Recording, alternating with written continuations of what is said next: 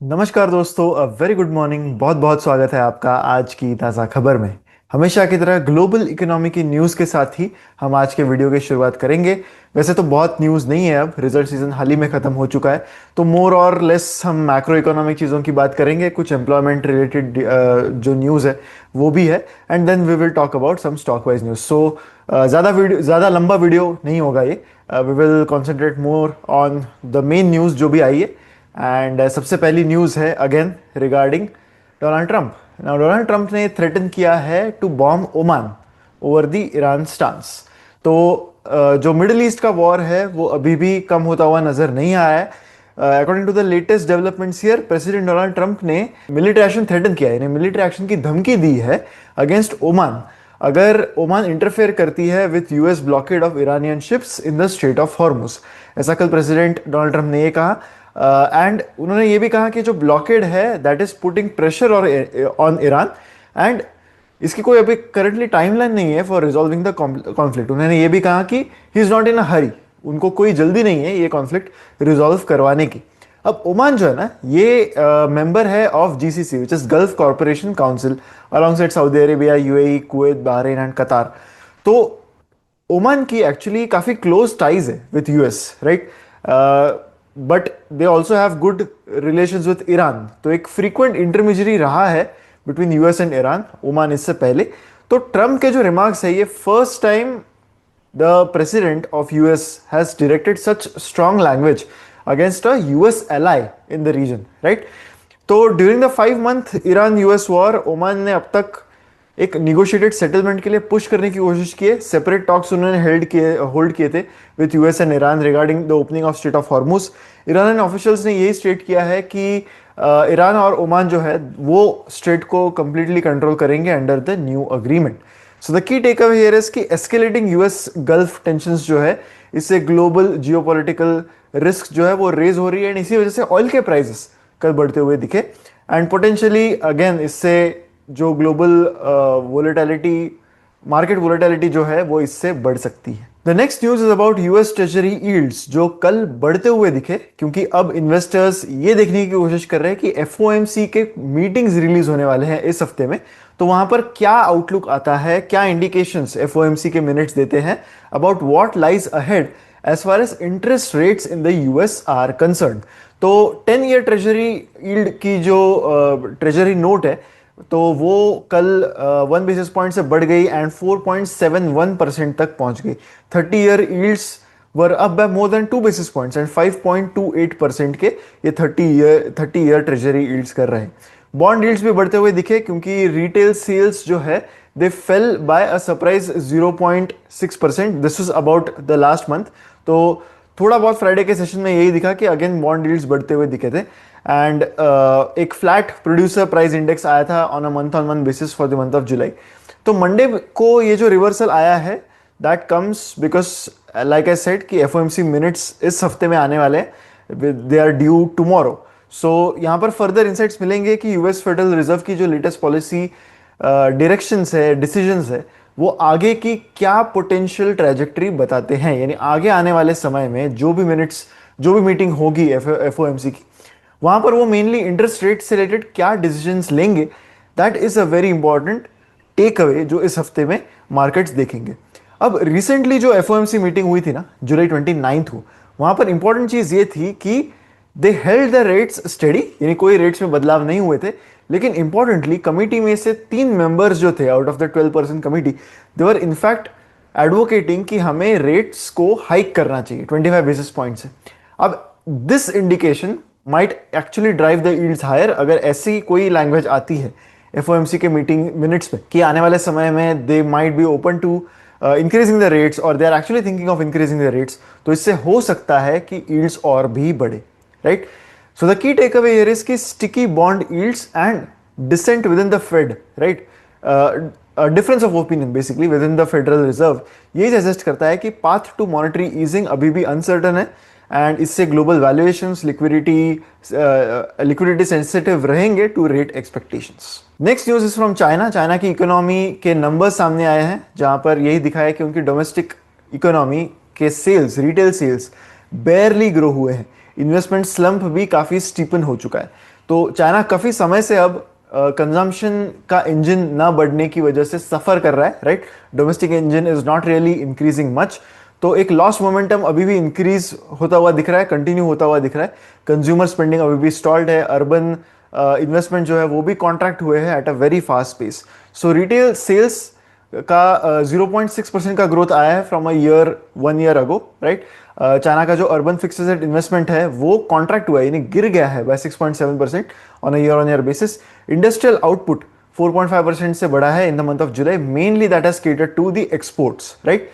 अब जो इकोनॉमिस्ट है दे आर बेसिकली सेइंग कि चाइना को अब ट्रांजिशन करना पड़ेगा to new growth drivers, exports, new growth drivers, macro policy, ये सारी चीजें चाइना की इकोनॉमी को सपोर्ट कर सकती है to achieve their full year target, is what is being currently expected. China के रिटेल सेल्स ग्रोथ अब शार्पली स्लो हो चुकी है in the past 1 year. Nominal growth has just gone to 1.3%, right. So the key take away here is कि broad based weakness in consumption, investment and industrial activity, ये एक case strengthen कर रही है कि हो सकता है कि चाइनीज गवर्नमेंट एक और स्टिमुलस दे, लेकिन नियर टर्म ग्रोथ कंसर्न्स अभी भी काफी एलिवेटेड नजर आ रहे हैं। नेक्स्ट बढ़ते हैं इंडियन इकोनॉमी की न्यूज की ओर। सबसे पहले हमें बात करनी होगी एम्प्लॉयमेंट नंबर्स जो कल रिलीज हुए थे। इंडिया का ओवरऑल अनएम्प्लॉयमेंट रेट गिर चुका है in the month of July. Joblessness जो है that has increase in urban centres, लेकिन रूरल एरियाज में ये कम होता हुआ दिखा है। तो unemployment rate for those age 15 and above decline हो गया है to 5.1% in the month of July, जबकि जून में ये 5.5% था। एक मार्जिनल राइज दिखी है in joblessness in urban areas, जो like I said is in a sharp contrast to what has been seen in the rural areas. अगर आंकड़ों की बात करें तो अनएम्प्लॉयमेंट रेट अर्बन एरियाज में बढ़ गया है टू 6.7%, जबकि पिछले मंथ में ये 6.6% रहा था। And mainly it is being driven by unemployment rate among females. अब अनएम्प्लॉयमेंट रेट जो रूरल एरियाज में दिखा है वो 4.5% हो गया from 5% in the month of June. तो शार्प डिक्रीज यहां पर दिख रहा है। and main unemployment rate has fallen to 4.9% from 4.6% from 4.9%, and female unemployment rate has fallen to 4.3% from 5%. So the key takeaway here is कि falling overall unemployment जो है led by mainly rural improvement, ये एक encouraging sign है, especially अगर हम consumption point of view से देख रहे हैं तो। and अभी भी urban joblessness एक major risk currently देखी जा सकती है। गवर्नमेंट ने 31 इलेक्ट्रॉनिक कंपोनेंट के एप्लीकेशंस क्लियर किए हैं for an investment worth 7,877 crore under the ECMS 2.0 scheme. तो ये ministry of electronics and information technology के अंडर आता है, एंड उन्होंने 31 एप्लीकेशंस जो है यहाँ पर अप्रूव की है, क्योंकि अब गवर्नमेंट अपना एफर्ट एक्सिलरेट कर रहा है to build domestic electronic components ecosystem. तो जो लेटेस्ट सेट ऑफ अप्रूवल्स है ये किन चीजों के लिए है? ये है for a wide range of products including capital goods, camera, display modules, anode systems, enclosures, connectors, transducers। तो काफी सारे इलेक्ट्रॉनिक कंपोनेंट्स के लिए बेसिकली ये सारा अप्रूवल है। ये जो प्रोजेक्ट्स है जिनके लिए ये अप्रूवल दिया गया है they are spanning across 10 states, and इससे ऐसा एक्सपेक्टेड है कि ऑलमोस्ट 82,000 करोड़ का रुपीज का बेसिकली प्रोडक्शन यहाँ पर होगा, and that will create close to 10,000 jobs. ये लेटेस्ट अप्रूवल के बाद अब गवर्नमेंट ने लगभग 106 एप्लीकेशंस जो है वो क्लियर कर दिए हैं, which covers 30 product categories and 15 states under the ECMS। ये जो अप्रूवल है ये ऐसे समय पर आ रहा है जहां पर मेटी जो है this organisation, this ministry of government has stepped up the pace of approving applications, क्योंकि अब इनकी अप्रूवल मीटिंग्स ऑलमोस्ट हर वीक हो रही है और एवरी 10 डेज हो रही है to keep up with the industry response to the scheme. बहुत सारे प्रोजेक्ट्स हैं अंडर दी ECMS जो करंटली अंडर कंस्ट्रक्शन है या फिर they are moving towards commercial production. तो इसमें बहुत सारे प्रोजेक्ट्स है which basically includes Tata electronics का enclosure plant in Hosur, Kaynes का PCB plant near Chennai, Dixon का display and camera module facility in Noida. तो ये सारे ही इसके अंडर ही आते हैं।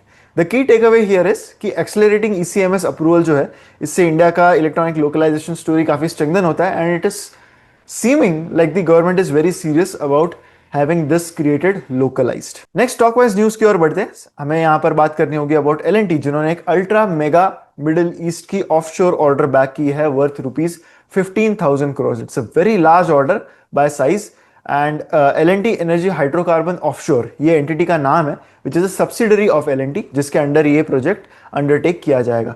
So this will be about engineering, procurement, construction, installation and commissioning of offshore facilities. उसके लिए ये सब्सिडरी बेसिकली बनाई गई थी. तो ये प्रोजेक्ट का जो अवार्ड है, इससे यही रीइंफोर्स होता है कि L&T की जो प्रेजेंस है, लॉन्ग स्टैंडिंग प्रेजेंस है इन मिडिल ईस्ट, वो काफ़ी एक बड़ा कॉन्फिडेंस है which is placed by the customers for it, and उनकी एबिलिटी है to deliver large and complex offshore projects lately. ये एक्चुअली बैक्ड है by integrated in house engineering, project management, procurement, fabrication and installation capabilities, जो इस entity ने अब तक इससे पहले भी दिखाई है.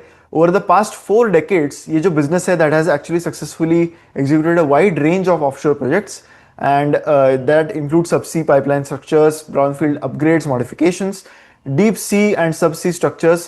तो काफ़ी सारे प्रोजेक्ट्स इन्होंने ऑलरेडी किए हैं, एंड इस वजह से ये जो बड़ा ऑर्डर है that could give a lot of boost to their future earnings.